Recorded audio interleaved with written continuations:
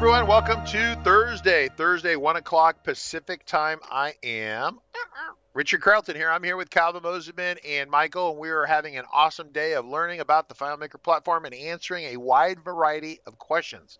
So today is going to be day 2, is a part of the broadcast from yesterday where we're talking about creating a process that can essentially create a set of invoices for you automatically every month or every period where you want to do that. So we're going to continue that conversation shortly. I want to cover a couple quick announcements first, and then we have to call an audible, right? Audible on the field, right? So stand by. I'm going to press the button right here.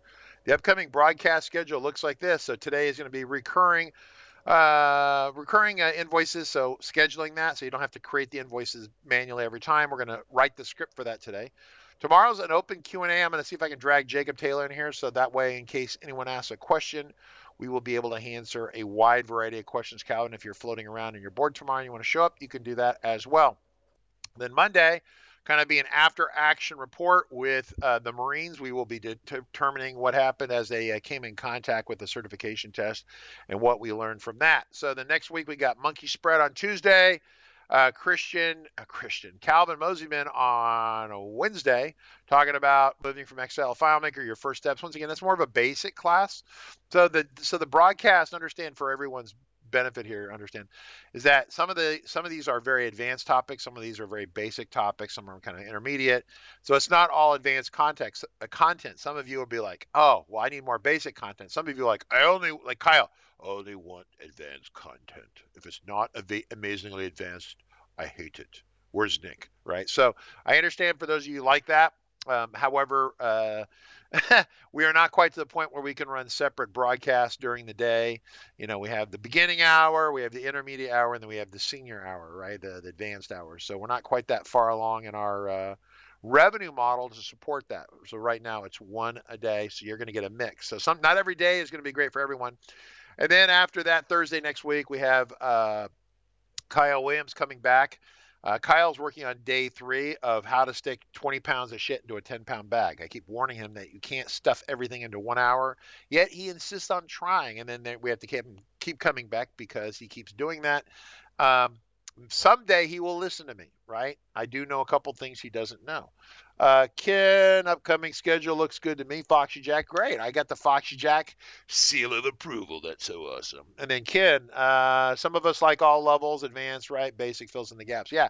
So today is kind of an interesting one. So as a reminder, I want to remind everyone, this is my little advertisement. Ready? 1, 2, 3.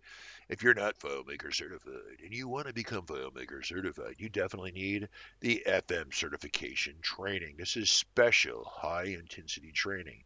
A lot of you watch this live. This is bad material. And so we our first victim will be going in close contact with the enemy tomorrow at some time. We will find out how that goes. In fact, we're going to try to answer some questions for him today, right now. So what I want to do is remind you that this certification training is available. Definitely purchase the complete bundle, and you get all our training, and you get this special 10-hour certification. For those of you watching this, I haven't sent the email out. All the recordings are posted now, so it's about as up to date as it's going to get. Day 9, which had a kind of an open Q&A, was substantially cleaned up, and so it's all up to date. So what I'm going to do is pivot. So one of the people from this event texted me or messaged me an hour or two ago saying, I don't understand nested calculation functions. And so what we've done, we brought back Professor Mosiman. Professor, are you there? Professor, are you there? I am here. Professor, we have a question from one of our students who is learning material, and his question was about a set of functions. It was like a right function, a position function, everything. So can you show your screen and walk us through this stuff? Yes. So we're going to spend about 15 minutes covering this because one of our Marines is taking the test tomorrow, and he is not comfortable with triaging this. Basically, you might get a test question where you'll get some big pile of nested functions. So this is more than one function right here. And there's 2 functions there, so we could go through these. So the idea is to kind of go through these and explain them. However, what I want to do is upfront point out that this I don't know where this came from, if this is something I gave you folks or whatever, but to me, loosely, this looks like the kind of thing that would be on the test. On the test, they will not say position, and then they will explain to you what the function is. Because with the function, there's something you put in a box here, then a semicolon, then something you put in a box here, and a semicolon, something you put in a box here, semicolon. There's 4 on this one, right, Calvin? There's 4 items on this one? Yes. Okay. 4. Yep. And so you have to know what each of these boxes contains. They're not going to tell you. And if you don't know what it is by memory, you are screwed. So Calvin, take over. Where are we going to go with this? How do we handle this? So so here we see this is 2 different calculations here. So we've got one that starts on the left and one that starts on the right, and the value in the name field. Hey, Calvin, turn up your audio a little bit. Right there. That's good. Is that better? I like okay. It. Leave it there, bro. All right. We'll leave it there. So the value in name, which is a field, is William Smith. So William Smith. And this calculation, the first calculation gives the result William, and the second calculation gives the result Smith. And so we're trying to understand how these work. So first, let's look at what position is looking for. And the tip is you work inside to outside. So even on a math or algebra problem, you always work from inside to outside. And so that's your trick here. So we're going to start with the most inside function, which is a position function. So yeah. So position, it's looking at the field name. So that's the text that it's looking at, which is William Smith. And this is what it's looking for. It's looking for a space. Show us the help. Okay. Because you got to have it memorized. Position. You must have it memorized. Okay, stop right here.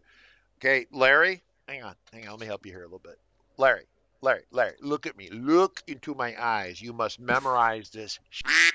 You must memorize it. It must be in here. That little string right there, this thing here, you must commit this to memory. If you don't know it, you're going to get burned. So we're looking for the position of a space.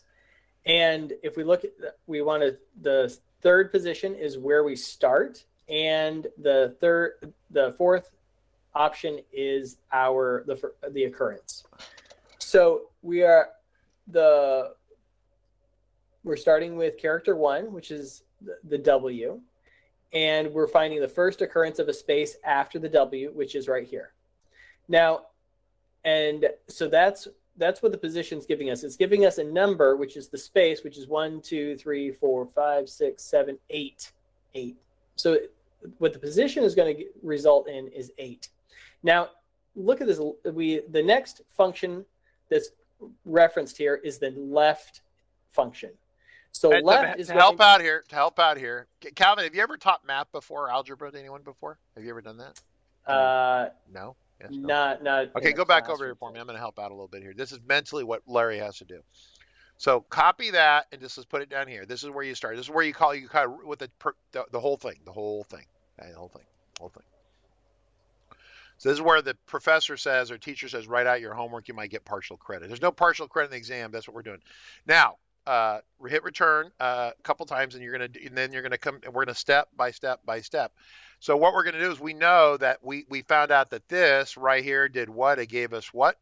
8. It gave us the result of 8. So put that in there now. Now this formula is simple, okay? But it's inside to outside. And what if there was another function here? So you do that one, then you simplify it, and then you do another one, simplify it till you get down to the answer. Okay, go ahead and finish that for us. So here we are getting left, and if we look at what the left is, we have our text and then the number of characters.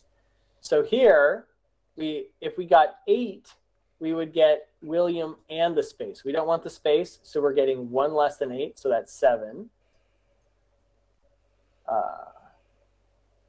We'll change that to 7. Yep. And so that gives us William, William, 7 characters. So that's and this is really, this pretty basic to look at. Yeah. You won't have too many things on the exam that are this basic right here, or this basic. Most of them will be like multi-threaded on top of each other.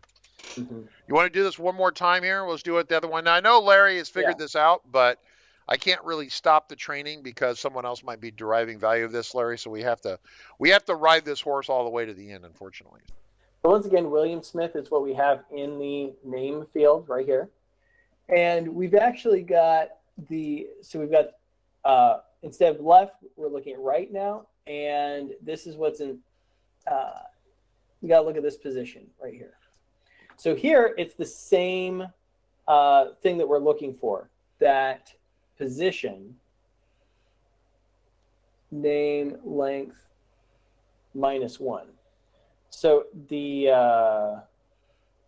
here we have position. We are looking at the name. We're looking for the space and our length and the length of the name so the position is the entire length of name. So that was 8 to the space, 9, 10, 11, 12, 13. So here, let's go ahead and remove this. Copy and paste. Yep. So our length's going to be there we go. 13. Yep. And then let's go back over and just check what our position is. So remember, we got text, search string start, and the occurrence. The occurrence is -1. So would that be, I guess that would be before the position. I'm not sure I knew that we could do a negative occurrence. But that will give us the same position of 8. Does it say anything on the help about a negative occurrence? Negative. Okay, here's where it comes from. So let's see if it says something specifically about negative occurrence. Present. Okay, right here. If occurrence is negative, the scan continues toward the beginning of the text string. A 0 value for occurrence is invalid and returns a result of 0. Okay. Wait. So you're saying that it's a negative number just starts at 1, and a 0 causes it not to work at all. Wow, that's a real. No, 0 doesn't work at all. A positive one starts at the beginning, and a negative one starts at a negative one starts at the beginning and continues forward too, right? A negative toward the beginning. I don't know what toward the beginning means. Yeah, so the scan begins at the start value, and if the occurrence is positive, continues toward the end. So if our start is 5, and then we give it you're saying this thing goes forward. You're saying that if you put a negative here, the whole thing starts from the right and goes left? Yes. I did not know this. Yeah, that's kind of this is like sick, twisted, unnatural acts with a FileMaker function. All right. Well, so here it's working. If I could draw on my screen, I would say it's working backward. So starting at number 13, which is H, and looking for the first occurrence backward for the space, which is going to give for 8 once again. 1, 2, 3, 4, 5. No, 6. Right. If it starts backwards, it's looking for a space. I was thinking it was giving us the position. You're right. So giving us the position from the front. Now we're working in. If you notice what we're working in text edit, so we can mess around. Why don't you put this in? Let's look at the data viewer. Yeah. And actually, here it is. One thing I do when I'm working on something I'm trying to figure out, I will put all of the functions that I just need to glance at. I'll put them at the bottom and put comments out. So that way I have a quick reference to see what I'm working with. And how I do that, I just start typing in, and then I do a return to show the whole thing, and it fills in all those items. That's real helpful for checking those out. Let's just work the position function, because I think that's the problem here in terms of understanding. At least for me, I don't understand. I somehow have managed to get this right, or maybe I've always gotten it wrong. I mean, once again, they don't tell you what you get right and wrong on the test. They tell you what you do on a whole section, but they won't tell you the exact question that you got right or wrong. Okay, so let's go ahead and remove that. Okay. So I just pulled that position part Yep. here, Yep. position name, Yep. and to see what it does. And so it gives me the number 8, which is still counting from the front, but we were searching for it from number 13. So from the 13th, so the position right here is we are looking for the space, and we're starting at the length of number 13, which is the entire length. And just put that in there. Just put that in there. Yeah. 13 in there. We don't care about 13 because you're just making it too complicated. There we go. So then you have -1, so it's going to count backwards. Okay. It's not counting backwards, but it's looking backwards. So it's starting with the H, which is number 13, and going back. Oh, here's a space, and now it's counting from the front. Oh, that's the 8th character. That makes no sense. Kyle, does he have that right? Kyle, does he have that right? Kyle Williams, are you there? If I put it in a positive, he says you have it right, but I don't understand what the hell you just said. So, okay, so let me try this again. So normally we count from the spot we identify. So we would count from whatever spot. But if you're putting a negative, right? So we're saying start at number 13, which is H, and now we're saying look backward to find the first occurrence of the space, and now tell us from the front what position is that? Wow, that's really lame. It's kind of a. I think in 32 years I've ever used that, ever going backwards like that. Yeah. They use negative. Larry says that Claris like to use -1 in both examples, so that's interesting. So -1 just means. It means we're instead of going forward from the position, we're going backward from the position. From the position. Okay. Yeah. From the start. So it helps. So what the first thing is, it's helping you identify the space in question, right? Mm-hmm. So put another space and put another word on the name up there top. Smith space Rogers. Put Rogers. Okay. So if we wanted to target if we thought that the space was left of Smith, right, we'd have to put in like a negative. Yeah, put the length in there, back in there, I guess, right? Name. Okay, so the length is 14. So basically, in this case, it's finding the first space from the right, which is the one between Smith and Rogers, which is 14. But what if we were trying to target the space to the left in there? You'd have to have another. Negative. Then we would say instead of starting from number 13, we would start from 1. Oh yeah, but no, undo that. Leave it. I want you to change the negative to something else, like negative what? Be like 6 or -7? Oh, -2. So now it's going to find instead of finding the first occurrence from Rogers, it's finding the second occurrence. So we skipped number 14, character 14, and went to character 8.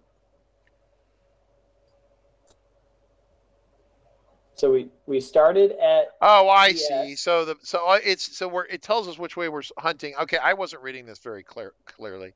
I did the same thing I think Larry did, but I didn't read it clearly. So we go to the starting point, and then we're gonna either track right or track left from that 0 position starting point. Got it. Yep.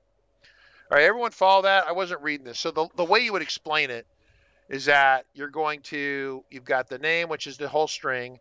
You're gonna hunt for a space, but you're gonna start. Just change. Doesn't matter what this. Put a number in here. Put any number in there. You're gonna start at the it's not the length of it, it's a starting position. So you go to wherever 23 is, and then if it's -2, you're going to go backwards, first space -1, second space -2.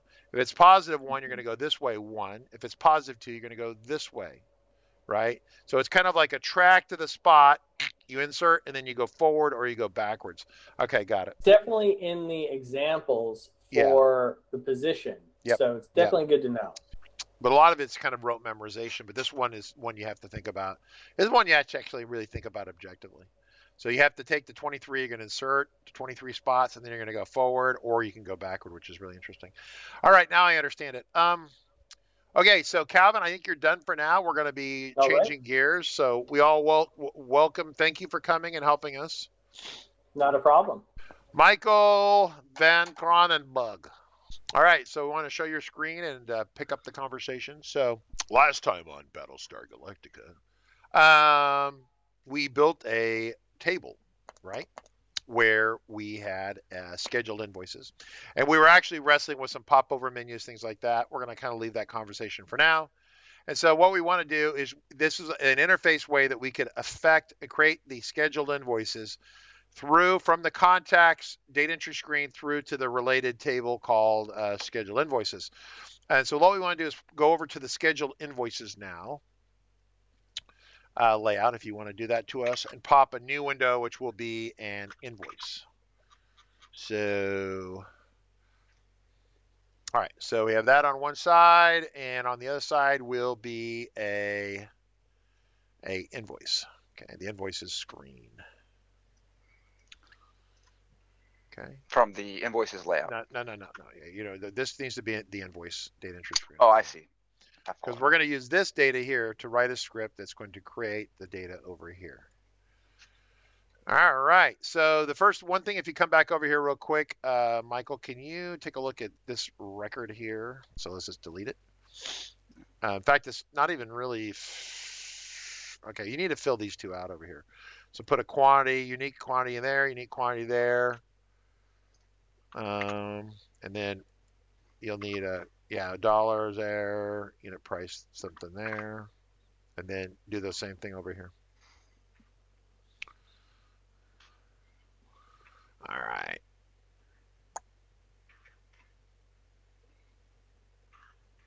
Very good. Right. That's actually clever. So now we have the data here. So the trick is to create an invoice automatically. So this is one of those deals where context is king. So we're going to make this, probably what we should do is make this window, make them like vertical, right? So make this one a little smaller, just put it down at the bottom. And then the invoices can kind of come up a little bit and probably put it over here left. And then on the right top side, we're going to have our script workspace. So we're going to go ahead and pop open the script workspace.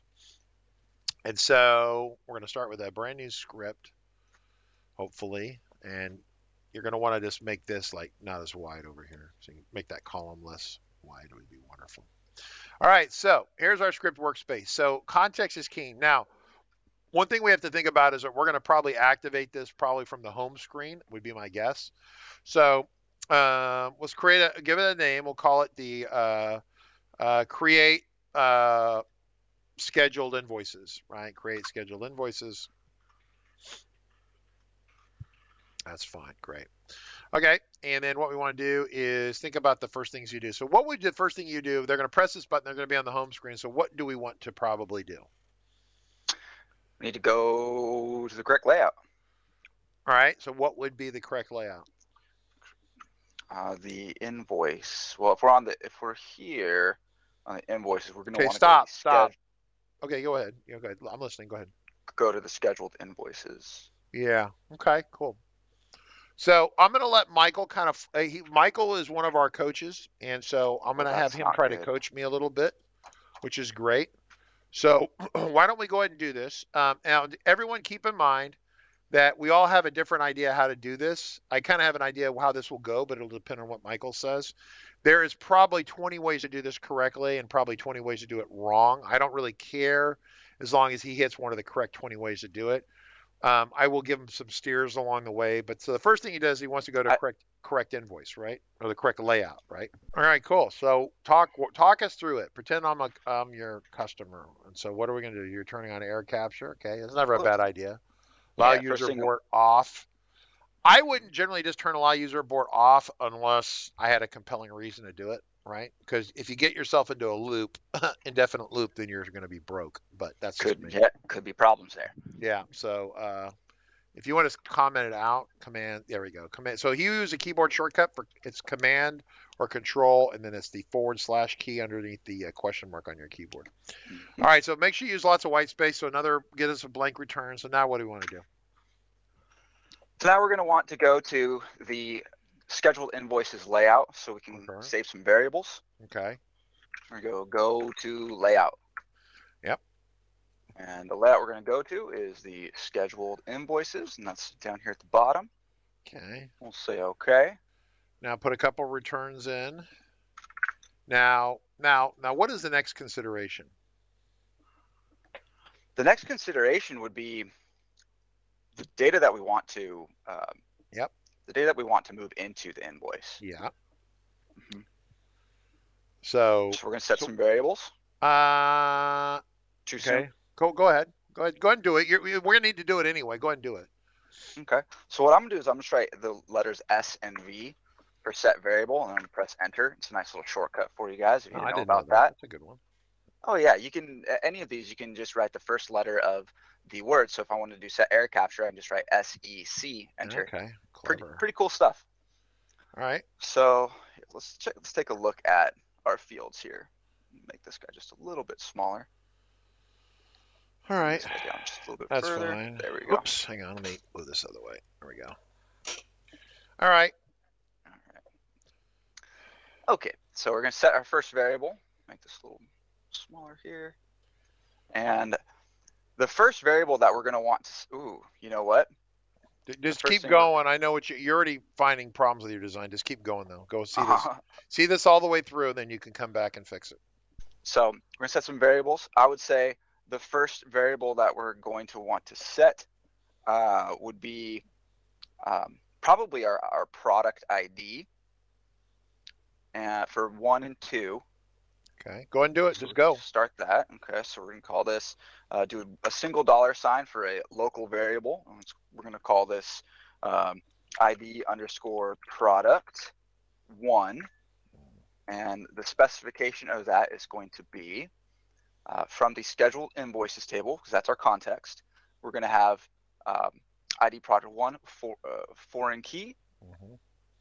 All right, Hall asked, I think most of us have got this. Once you motor through these, because we assume that you're going to load that little line into variables, so we'll let you do that as quick as you can. So, because this is essentially kind of an important part, but there's some moving pieces here as well. So you got both of those there. Keep going. All right. Okay, so then we're going to have product 2, product 1 quantity, and we'll just call that product 1 QTY for simplification. Okay. And we're going to product 1 quantity. Say okay. I'm going to copy that. All right. If we have any questions along the way on the Twitch side, Twitch is really quiet. Discord is kind of quiet. And then Stu, I wanted to throw, while he's doing this, I want to make sure you understood the benefits of the lookup as opposed to an unstored calculation. Did you fully comprehend what we were saying there? Okay, great. Yep. Cool. If not, I'm not picking on you. I'm happy to explain it again. So if I didn't explain it, if you don't understand it, probably didn't explain it very well. So I'm happy to fix that. Clearly, I didn't explain position very well during the certification training because Larry came back and went, "Holy shit, I don't understand the -1." And then the instructor ends up learning something, which is always kind of embarrassing. But it's not just me. I've been there when there are people like Chris Moyer or some people out there like Todd Guys, people that are like the absolute top of the food chain in the world of FileMaker, and they go, "Oh shit, I didn't know it did that." And everyone goes, "It's only done that since 1990 in FileMaker 2." And they're like, "Really?" If I have never seen that happen, I would be very embarrassed, but actually seeing that happen. There's always a keyboard shortcut you don't know about, some sort of feature you don't know about.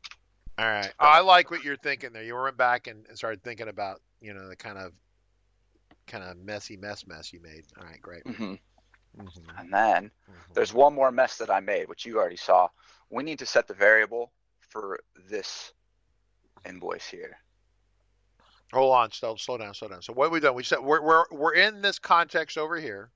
We take all the values that we have, basically everything except this. We don't particularly care so much. Although we probably for bug testing, you probably should load this into there. So if there was a problem, you'd be able to reconnect them and know how they were connected together for triage. Might not be a bad idea. It wouldn't be something you'd see necessarily, but if you were like, how the did this invoice get so messed up? And you'd want some like a paper trail of evidence, right? Yeah. And then just kind of do that, right? So I'm just thinking about that. That's just kind of like screw up, and this will help us untangle the screw up. Okay, so we have all the data. So what do we want to do now? So now we have all the data, and we want to, let's see here. I would suggest that when we go to layout, we do this in a new window, first of all, before we get too far ahead of myself. I would. So there's a benefit. Layout. Okay. Well, you're going to do it way up there. New window. That there it is. And it's the oh no, we're going to invoices, excuse me. Right? No, that's right. Scheduled invoice.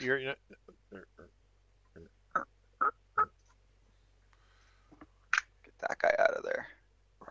Okay, so when you first run this from the home screen of the computer, so why don't we write up here assumptions? Put a little comment up here. So you don't have any comments, so it's going to help everyone here. So #. Assume this is running from the home screen of FMSP. Okay, so let's start with that assumption. So then from there, you're going to pop a new window, which pops this down here, correct? Yes, that's what you just did. And then you grabbed all these values in here. Now what are you going to do down here when you get down there? We got a bunch of variables, but nothing really useful. What's the next thing you're going to do? So now we need to get into the context of our invoices, because currently we are at the home screen of FMSPS. No. FMSP. No. Currently we are at this layout location here. Right.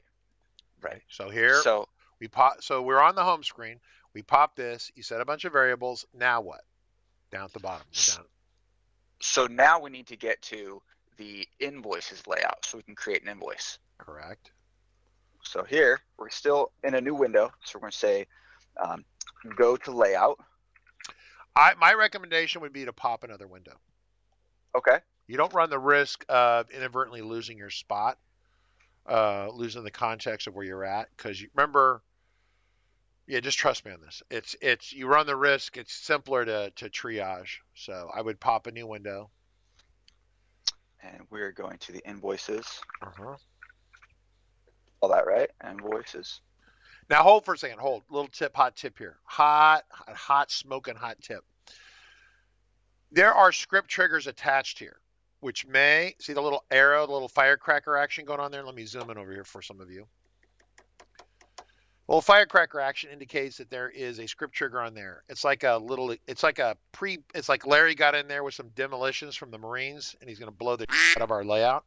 The problem is unless you wrote that trigger lately, you don't remember what it does. It might be good that it runs. It might be bad that it runs. So when you're running a process like this on the back end, you need to think about that. We're going to try this one here for now, but a lot of times I will fire and head off towards a maintenance layout where down below there was a maintenance layout there, which he kind of got rid of. Here, go back. Go back for you. Okay. Yeah. So what I would do is I might target a maintenance. This is a line items here, but I would find a maintenance invoice layout and target that. And the maintenance layouts definitely don't have any undetonated explosives on them, right? So you got to be careful when you're walking across a bridge if someone's wired it up to blow. You got to be careful with that. So let's go ahead and go to 800 Charlie. Try that. 800 Charlie. All right. And so now we have a new window. So now what do we want to do? What would be the next thing? We want to create a new record because we're going to put all these variables where they need to go. Go and do that. Keep going. Say create new record. So new record. Okay. And we're going to have to start pasting in some of these variables that we set. All right. He used the word paste very loosely. Set field. Correct, because there is a paste in it. Old school FileMaker And it can be useful, but that's another certification test question, right? If you use paste, what are your dependencies, right? Well, the field has to be on the layout, et cetera, et cetera. Set field is the most practical one, and it doesn't require the field to actually be on the layout, right? So keep going, Michael. You got like 8 of those to do. So we don't currently have a ID scheduled invoice field for our accounts. Why don't you just go into field definition real quick and just add it to invoices real quick? Oops, lots of looking for that. That way we have it. I don't know that it'll matter so much, but that way we have it. So it'll be ID underscore scheduled invoice. And then hold for a second. Yeah. Put the underscore under there just for me. We were talking about keys the other day. He did. I would do option. Is it option F? Is that what it is? Hit option F for me. I'm getting a little sound. Where's a little weird little that one? There. That one. Yeah, it's like a little. No. This is a little F. It's a little option F that you can sometimes put in there, like for foreign key F. That's another way of doing it. Some people do PK or FK and then of course FUK, like CK, that. right? So there we go. So there you go. Create that. We're good. Hit OK. Save it. Commit the change. Go back to your script. Keep banging away. I'm going to look at questions while you're doing this. Do we have any questions? Stu's good. It's all quiet. Someone just emailed me. Ding. Oh, hang on. I'm not seeing YouTube here. Hang on one second. Let me reload YouTube. I have got Michelle Gravel's probably here, and I haven't even said hi to them yet. Yep, sure as my bad. Michelle Gravel from Montreal. Welcome. Wally from the Netherlands. Gil from Portugal. Jim Watts. Hey, how's it going? And I don't even know how to say this name. It's Hoety. Hoity? Kumpf? Assuming that's a real person and not a robot. Welcome. Any questions you have? This is amazing. Oh, and I got real-time closed captioning. This is amazing on the screen over here. I'm seeing myself. It's closed captioning me in real time. Ha! Wow. So if I say like a 4-letter word, does it put all that in there? Sorry, I'm going to have to play with that later. This looks like a lot of fun. Calvin is there. There's only one way to find out. Yeah, put a big freaking F-bomb right in the middle of it. We had that the other day. I'm going to try to behave myself right now. I've been told that Brad Freitag from Claris might be watching us, so we'll have to keep an eye out for that. Never know. Could happen. All right, so you're going, right? How are we doing over here? I'm going. Oh, I'm going. Okay. Make a couple more of these key fields here. Let's see. Pop out. All right, no questions, man. It's awful quiet. I'm very sad about this. Calvin's still there. Calvin, you're working on customer projects? You working on external projects? Or you sitting here staring at Michael? Because this is like Power Junior kind of skill set right here, right? Power, not maybe an intermediate developer should be able to do this pretty easily.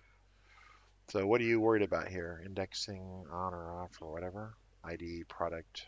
Wait. Stop. You're screwing up. Oh, man, did you screw up? Okay. Cancel field definition. This is where the CEO was not watching what he was doing. Okay, so where are we going to stick the primary, the product, this right here? Where are we going to stick that at? Come over here. Where does that go? Oh, boy. It disappeared. Where's that going to go? And no helping him. Well, I would say it's probably going into the, let's see, we got the product, it would go into the product ID.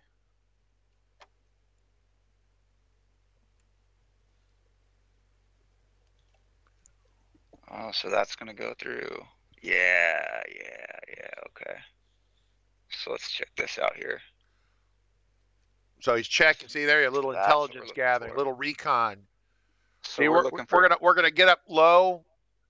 We're gonna put the boat right below the surface of the submarine. We're gonna send out a small inflatable boat with our marine recon team on there.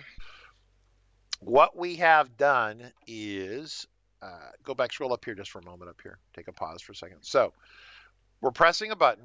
we assume that we're pressing a button from the home screen. We pop a new window, and we haven't tested this yet, but it will pop a new window, which will show us the schedule window. Then it takes all the values off of one record right here, and it loads them into a bunch of variables. Scroll down now for me, Michael.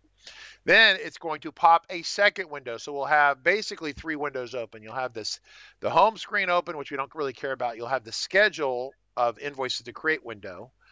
We've grabbed a bunch of values off of a record, right? We stick them in variables. Now we popped a new window, in which case it's a invoice window, and we are creating a new record, right?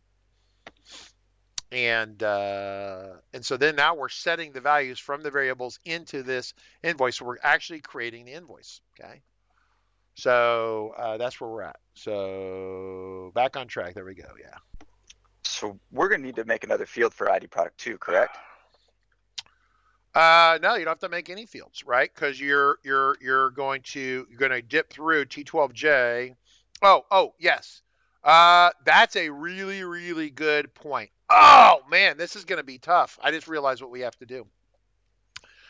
What we want to do here's what we want to do on this, because we can hack it or we can make it very.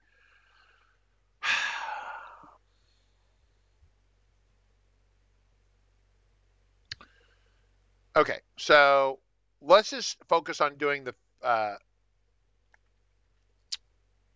Okay, yeah. The thing is that I've actually scripted some very elaborate things like this in our starting point, our internal finished good systems, and it occurred to me that you have to force the thing to create a second record, right? So when he sets this right here, he's essentially said, "Why don't you finish setting the first record with the price and everything on it?" Okay. Okay. You should set one record at a time. What I would do is I would figure out what your invoice is, okay? I would figure out what the invoice number is after you create it. Go ahead and finish your stuff here. You're listening to me. Just finish inputting into that right there. Go to the, whatever it is. It's the quantity and the unit price, right?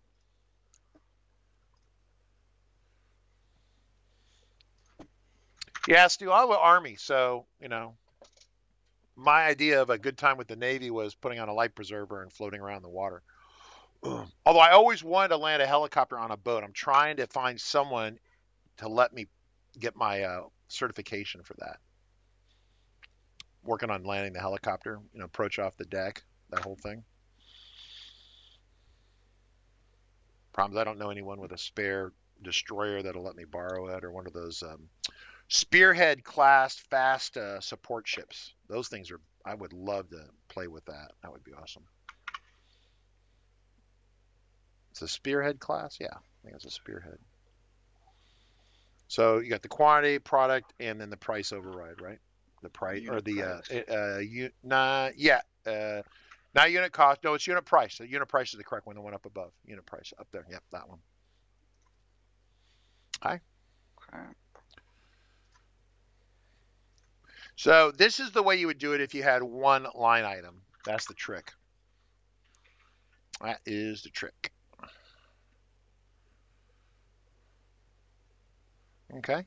And so what we're going to want to do is probably test this. We're getting close to testing it. So you think you've got that? You think you're confident with that? Not quite. That was not the right variable here. Confirm you have the, we're just going to go for the.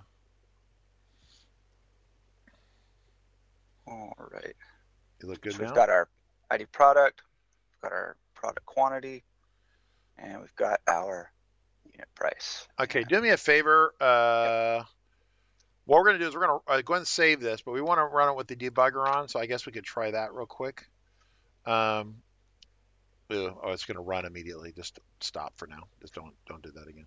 What we want to do is go to the home screen. So we want to close all the windows, go to the home screen, or not close all of them, but close all of them except one, and go to the home screen. Right. So go home.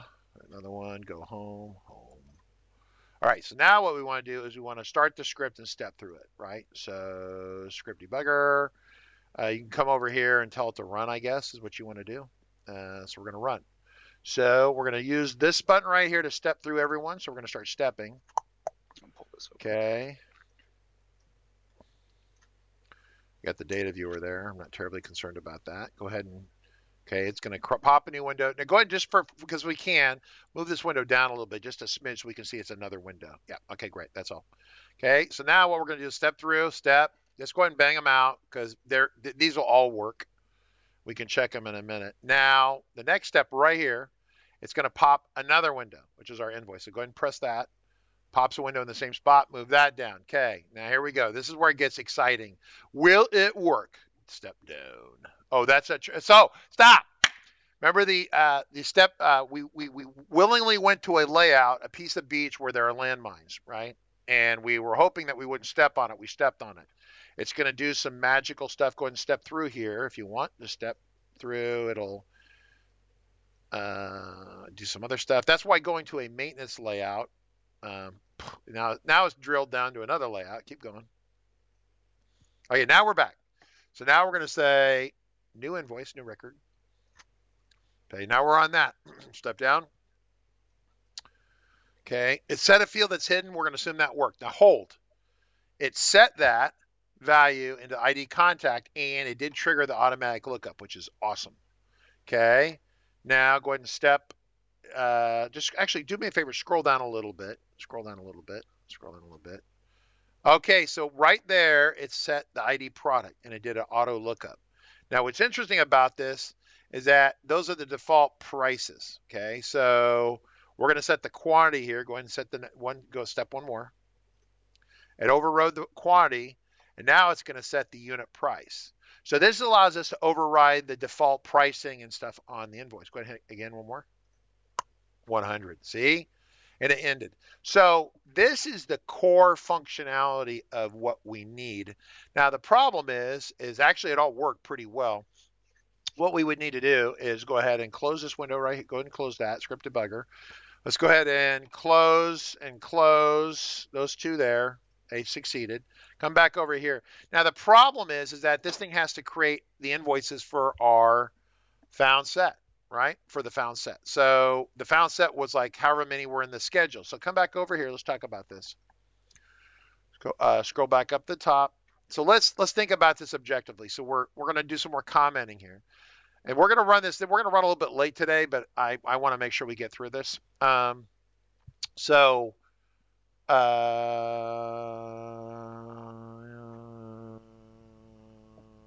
so yeah, so I'm going to take that question tomorrow. Tomorrow's an open Q&A from Austria, Kalindia. You have a question about the future of FileMaker in Europe. So we will take that question up tomorrow during our open Q&A at 1 o'clock. So definitely do that. So we're going to stay on task here for the moment. So what we want to do is we're going to need a loop because we want to loop through. Now, here's the other assumptions that we pop a new window. We're on the schedule. Let's put a comment right here. So let's say assume that all the records in the scheduled invoice table are valid and should be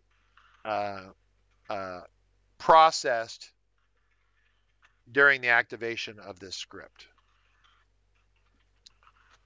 And so the flip side of this is that you could be on that schedule and have a whole bunch of them, and some of them could be active or not active. So you could do a found set for like the active one. So real quick, if you're over here, you click on contacts real quick.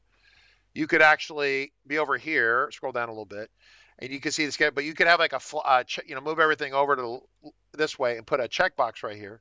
And you could say, oh, well, this is active now. And you could say active or inactive or whatever. So you could have some that are not being run. That's pretty straightforward in terms of executing a found set. But I'm just saying this, we're going to make assumption that all of them that are in here are going to be run. So come back over here. So what I would do on this, just to cover your ass, is I would do a show all records is what I would do. I would do so put another routine in there. So we want to show on the outside chance for some reason that you have a found set, show all records. So that will mean that we will find all the records in that schedule. And just for fun, just so we're super explicit, I'm going to say go to record first. So next command will be go to record number 1. to ensure that we find all the records and we are at the top. Then we're going to put a loop right here. Okay, loop. Okay, and then we're going to go down to the bottom, and we're going to drag our in loop down there with us. Draggity drag drag. Keep going. All right, down there. Okay. Okay, great. Put it right there, the bottom. Let go. Is it happy? Did it go? Yep. Okay, great. At the bottom. Okay, cool. Now the rub is now down here we're going to put some more spaces in here, a couple more spaces in here. We have to assume that before we get in the loop, we're going to go to record next, right? Is the standard way of doing this. Go to record next, next, and then what you have to do is you say exit after last is on. That means it'll force the loop to exit after the last. Okay, so this is what it's going to do. It's going to run start the first record in that scheduling window, which had like two records on it. It'll do the loop for each record. It'll move down. It'll run the next record. And then when it tries to move down again, it'll fail. It'll exit out. Now, here's the problem. As of right now, we are on the invoice window. So what we would want to do is that we would want to come right over here and close said window. So go ahead and just close the current window. So that closes the current invoice. That means we're back on the scheduled invoice, right? And then it flips down. Then right here, right down here, you would put one more closed window. And so this is the completed script. This is the completed script. Yeah, so 1 o'clock Pacific is going to be, so right now it's coming up, we're finishing our 1 to 2 o'clock broadcast right now for the question from the person in Europe asking the question. So right now we're coming up, it's 1:58 p.m. In the afternoon here in California. So 1 p.m. tomorrow, Friday, we broadcast every day at 1 o'clock, Pacific time. So we will start tomorrow at the same time slot. We will start. It's an open question and answer session, and we can dive into what's going on with Claris, right? And what we'll see if we can do is we can get Monkey Bread, Christian Schmidt, to come in here because he's leads some of the German developers there. He's very big over in Europe. So I'm not sure where in the EU you're at. You're in Austria. Yeah, you're right next to Germany over there. So yeah, so maybe I know there's a user group developer conference they're putting together for this coming summer in June or July. I found out about it yesterday. And so there will be a conference coming up. So just so you'll be able to attend that. So any questions about what we've done here sequentially? So if you go back over to invoices real quick, let's go to invoices real quick. We'll get rid of the one invoice if we want. Let's just get rid of the one invoice. Okay. So no, just delete the whole record. Just delete the whole record up here. Okay. So we're currently on. Oh, delete this one too. I want to get rid of this guy here. All right, so we're on car show, slow show. So we're going to start the script here in a second. We're at 36. We should have 38 records when we're done. And so let's go home and attempt fate. Make sure you save the script. Okay, now just go ahead and run it if you would like to run it. We put it in a button here, but we're not going to bother. Just run the script. Okay, press the button. And what happened? Did it go? Or is it debugger? Is the debugger running? Or did it actually run? Oh, debugger's not on. Okay, well then go over to invoices and see what happens. Let's see what happened. The debugger is on. Okay, well, that was the invoice we were on, but look up here. There are 2 new invoices. Shall we look at these? Oh, it worked. Yeah, I know. Stu, if you have another 10 minutes and we'll answer your question for you. It's actually not hard to understand, but it'll take me a couple minutes to explain it. Yes, do you got 10 minutes? I'll explain it. All right, so let's talk about the second line item over here, which we're missing. What we're going to need to do is come back over here on the script, center up the script, and let's talk about this a little bit. I need more room on this script, so let's widen it out. Let's talk about this. So here's the rub. You could try to create the record here, then you could potentially click into the portal. Tell the FileMaker to go to that portal object and go down to the next row. And that is such a hack, it makes me nervous. It's kind of the old way of doing it. The professional, reliable, non-fragile way of doing this is what we would do is at the creation of the new record up here, what we would do is we're going to capture another variable right here, which is the invoice number. So go ahead and capture the invoice number right here. So set a variable, and we're going to capture the, just call it ID invoice that was created. Okay, hit OK. Yep, and then we want the ID invoice on the invoices, right? So we're in the correct context. ID account, ID invoice. So it's going to grab that value, okay? And then what we do is we're going to set the data that goes to the actual invoice. So we set this, put a couple returns in here, please, right here. And if I hadn't done a lot of this recently, then this would be like a little more weird. Hit one more return. We're going to put a comment in here. Okay, go up here. Now we're going to jump to a line items layout and forcibly create the line items. So go to line items layout. Yeah, portal row steps. Mark, our other Marine, is pointing out that I hate using the portal row steps because they can be fragile. They're not really super great. So what we're going to do now is that we create a new window. We're on the invoice. We create a new invoice. We captured the invoice number for future use. Then we set the two pieces of data that we really need to set, which was we attached a schedule to the invoice and we stuck the contact in there. Now what we're going to do is we're going to take the new window command over here. We're going to duplicate it again, bring it down here. We're going to pop another new window, okay? And the new window is going to go to I'm going to recommend we go to a maintenance layout for invoice line items. So it's a dedicated list view for invoice line items. It's in there. I saw it before. Just type invoice. And there it is right there. So it's a maintenance layout that I built specifically for this. We hit OK. Okay, now what we want to do is it's going to be create a new record right here. So we're going to create a new record, okay?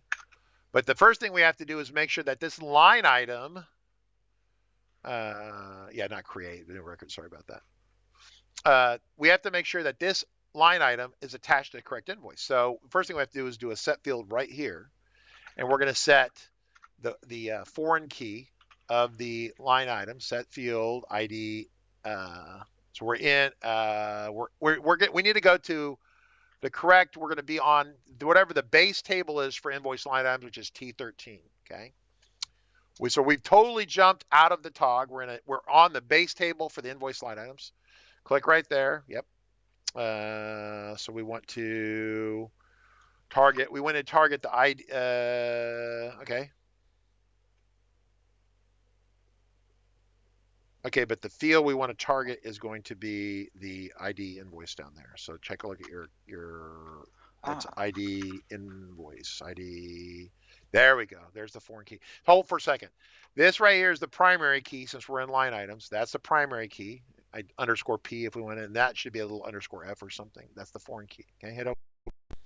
So this first step right here, when we set that in there, we'll attach this line item to this invoice. Okay, now you need to readjust the trajectory of setting these to T13. Same thing, T13 on those. So just fix them.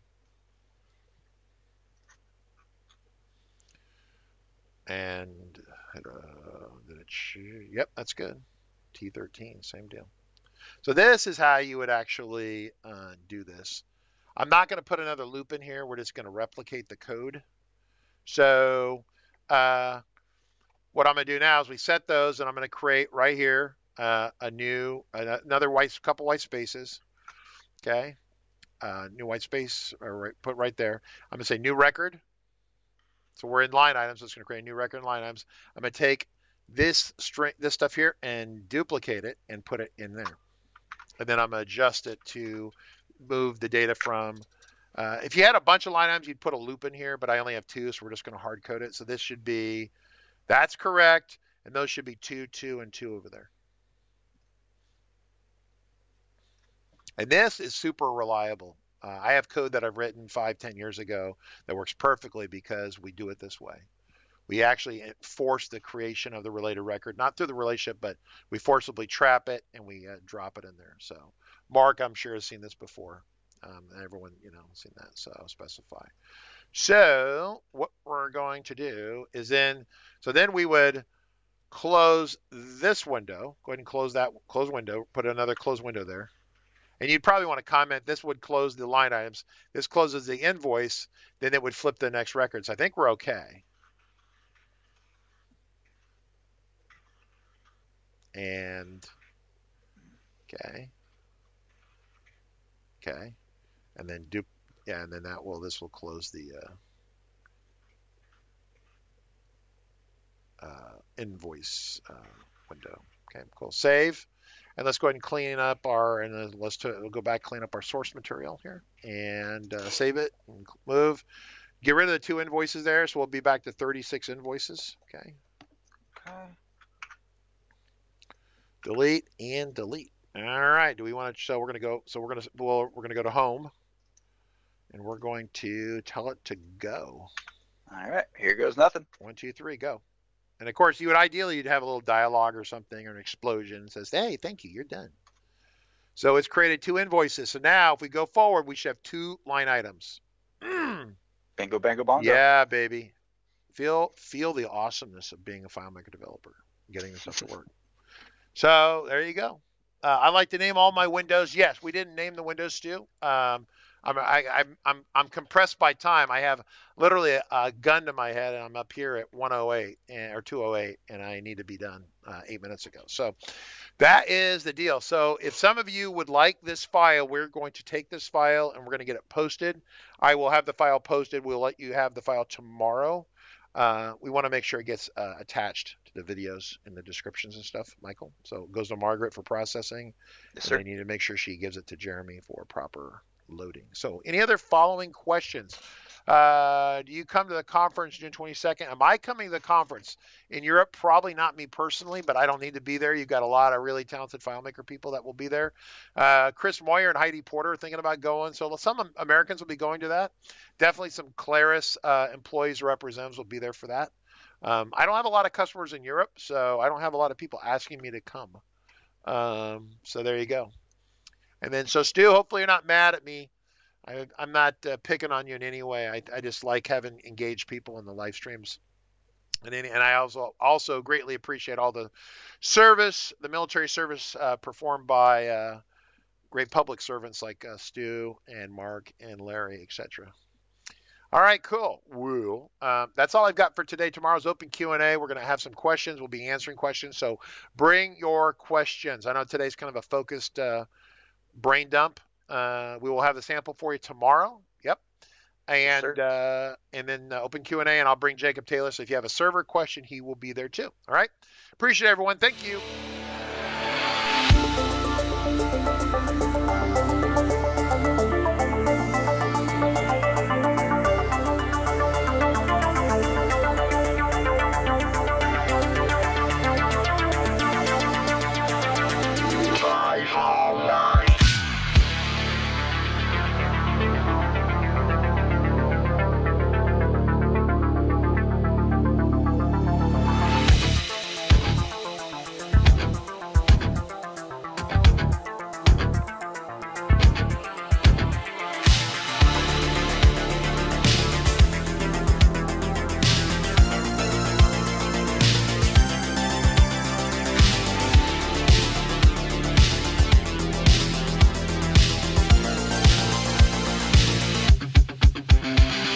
Got a report of an individual up here who may be a FileMaker license.